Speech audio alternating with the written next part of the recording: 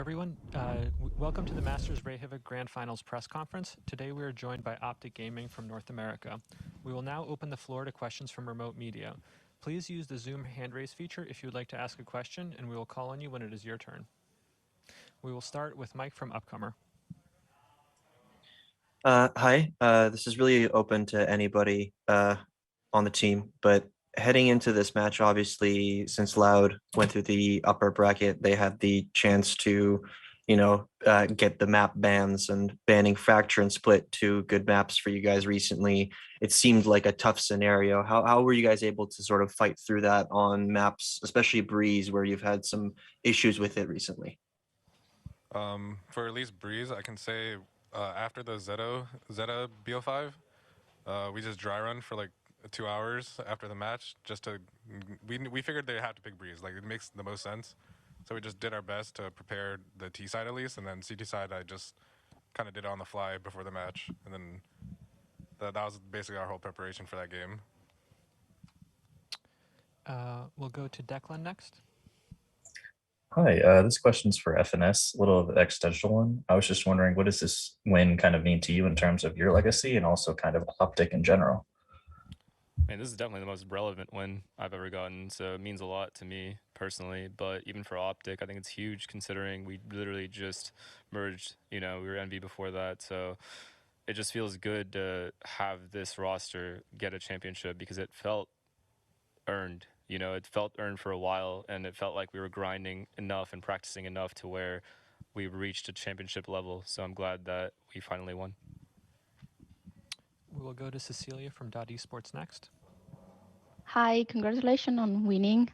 This question is actually for everyone, if you'd like to answer. So not many people consider you the favorite for this Masters. What does winning mean to each and every one of you? For me personally, we've been working super hard, like behind the scenes, and just grinding every day, 6 days a week, sometimes like 7, and it just means the world that we can 3-0 the finals like that, and yeah, just a bunch of emotions for me, honestly. Yeah, I said it before, but we know what it feels like to lose in the grand finals, so in the 3-0 fashion too. So I feel like that was really, or personally for me, that helped me push over the edge today. It just feels like no, it feels incredible, the fact that we work so hard and it pays off.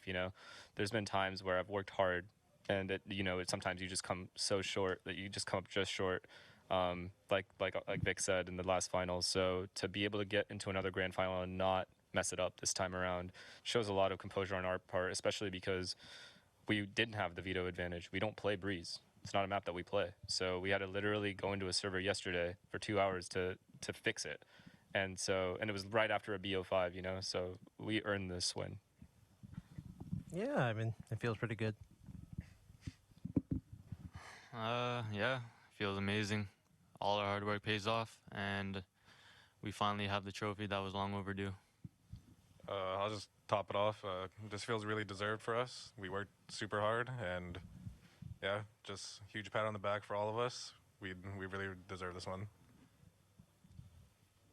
We'll go next to Emery from VLR. Yeah, this one is for anyone. Throughout this match, both you and Loud typically dominated the one half or the other to a more extreme extent than what you would typically see when a map is attack-sided or defense-sided. What do you think contributed to those, extremes? Good communication throughout the whole game and making sure we're level-headed while we're playing. And yeah, we basically just made sure we were on top of things at all times. Sean Collins from the Dallas Morning News. Optic has had a pretty significant few months since merging with NV. So this is really just for any of you guys. How does it feel to add another championship to an already really successful stretch? I mean, for me personally, it feels good because I used to be an Optic in Counter-Strike back in the day, and I was unable to get Hexa trophy back then. So now that I finally was able to help do that, it feels really good to bring that to him.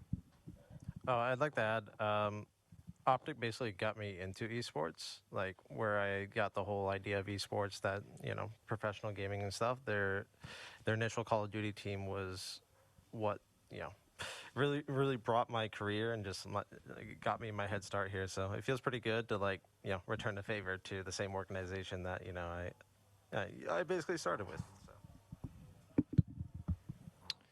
We'll go to Declan from Deserto.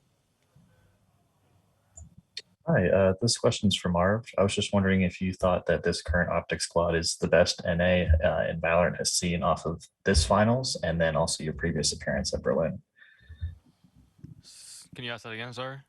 Yeah, is this Optic squad the best NA squad that the world's ever seen? 100%. We're definitely the best, and I'm sure a lot of people know it. It's very difficult to beat us, and I think we're more difficult to beat than any other North American team.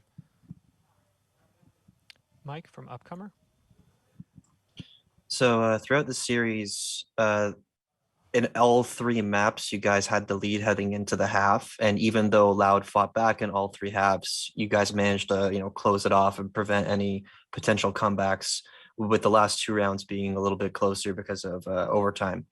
What was the sort of, if there was one thing to point to in your way of staying focused in those last two maps specifically, what would it be?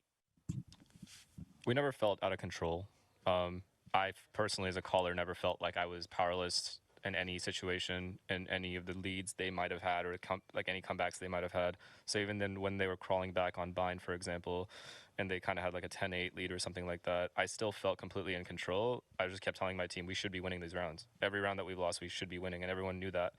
So same with Ascent, same with Breeze. It just felt like we were tossing more rounds than they were actually winning. So we just didn't ever feel like we lost control of the win. We felt like we had it in our grasp the whole time. We'll go back to Sean from the Dallas Morning News. Yeah, this one's for FNS. When you guys first started this team, you told me that you felt a little bit slept on as a leader when a bunch of these Valorant teams were forming. How does it feel to be able to deliver a championship now?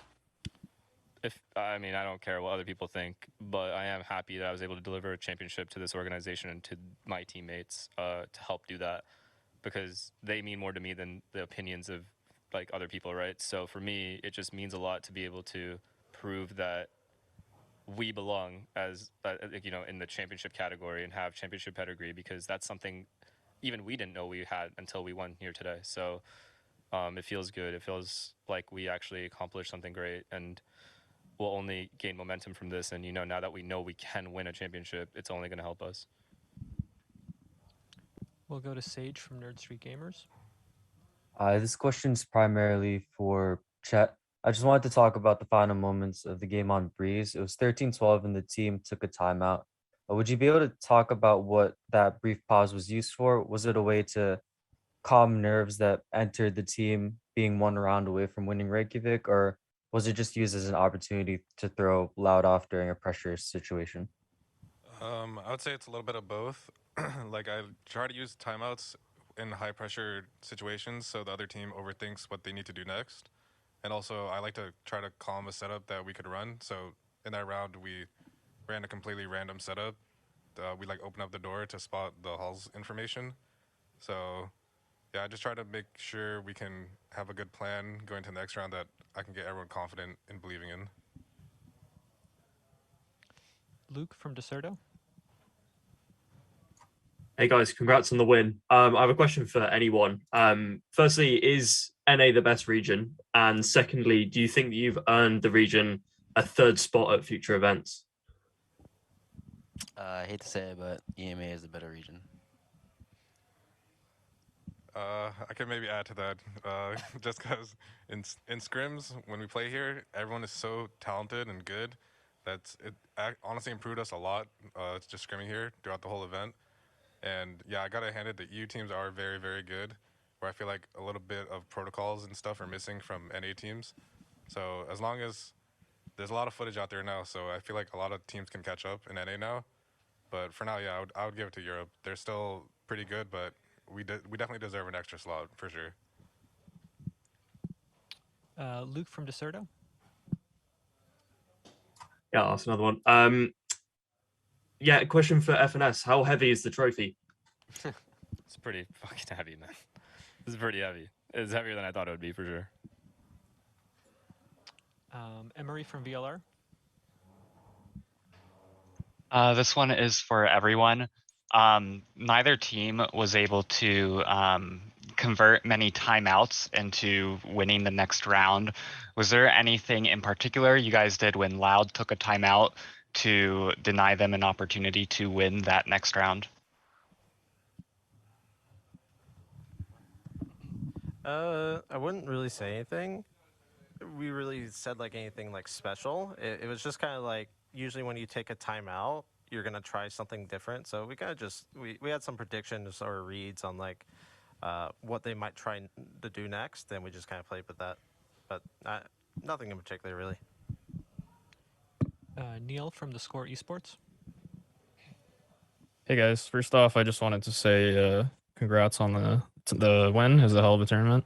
My question is for Chet. You mentioned after you guys won that you want to take full advantage of Fade going forward, and I know it's still early on, but I was just wondering how you think she might shake up the meta. I unfortunately have no clue what she does, but I'm always down for something crazy. So you'll probably see it from us if I think it's good at least. I have no idea right now. Sage from Nerd Street Gamers. This question's for Marv. Just want to ask you, who's better under pressure, Optic Gaming or Trey Young in playoffs? Optic Gaming. For sure. Trey Young's not that clutch. He's clutch, but he's not that clutch. Not as clutch as us. It's pretty nice the other day, but Emery from VLR. This one's for Victor. After playing so well on Neon the whole tournament, was it a little disappointing that you didn't get to play Neon today? Yeah, for sure. I remember after the videos came, I was like, Chet, not a single neon map, Chet. So yeah, I was a little disappointed, but yeah. I mean, there was one. They just There was a didn't get to raisin it. there actually. Wasn't Haven in it? Yeah, Haven was last. Yeah. Haven was last. They just didn't get there. Emery, do you have one more question? Oh yes, sorry. No. Any more questions for Optic Gaming? Optic, congratulations on your victory. This will conclude Thank you. the press conference.